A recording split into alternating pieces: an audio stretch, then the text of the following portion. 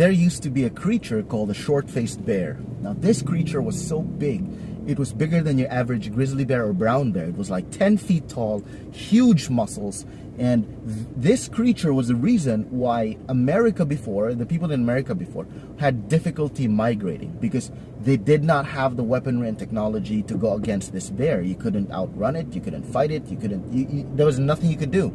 It was so territorial that they couldn't migrate, because if you come across this bear, you die.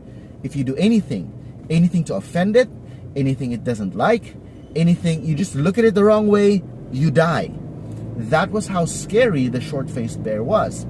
Now, I bring this up because Proverbs chapter 1 verse 7 says this: fearing the Lord is the beginning of discernment, but fools despise wisdom and moral instruction. Now, what does that mean? It actually simply means this: we know our place. We just have to know our place. Now, fearing the Lord, a lot of people say fearing the Lord is like you love God so much that you're afraid to offend God. Not really.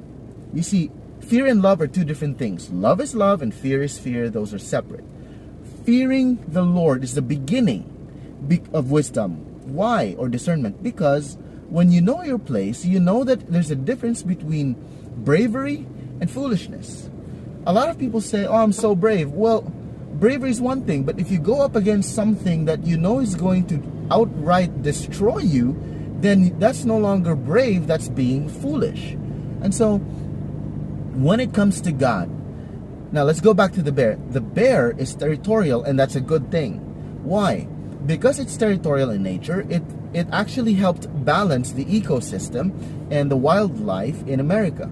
The balance was so beneficial that all the other animals would have a good relationship with the bear and with one another, so it's just us humans who actually mess things up. Now, this good nature, territorial nature of the bear, it got this nature from the greatest, most amazing nature of God himself. Now, God, as God, is holy. His nature is holy, good, pure, perfect. That means there is nothing bad, nothing negative, nothing immoral about God. So, just like the bear, we need to learn to fear the bear, and that's a wise thing. And so as we fear the bear, we do not do anything that is against the nature of the bear, which is what? Territorial. So we don't go near the bear, we don't do anything against the bear, we try not to offend the bear, else we die.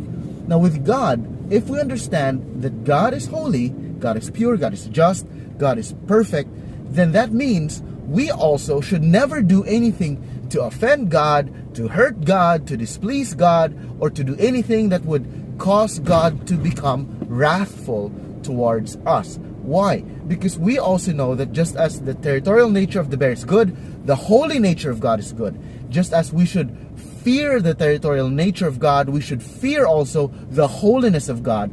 Because if we offend the bear, we die. We offend God, we burn in hell. That is actually a good thing. These are all good things. We simply just need to know our place. And the problem with humans is we don't know our place.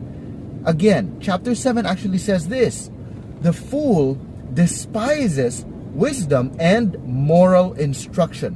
Why does it say moral instruction? Because fearing the Lord doesn't just involve an intellectual understanding that God should be feared, but it's got moral applications, especially when it comes to our lives. We need to trust that whatever God says is moral, is moral. Whatever God says is immoral is also immoral. There's moral instructions in God's words. We don't get to define what is moral or immoral. We don't get to define what is good or evil. That belongs to God, because God is a creator. And again, if we are to be wise, we must know our place in this world and accept that God is the creator of all things. He's eternally more powerful than a simple short-faced bear. I hope this was helpful. God bless you.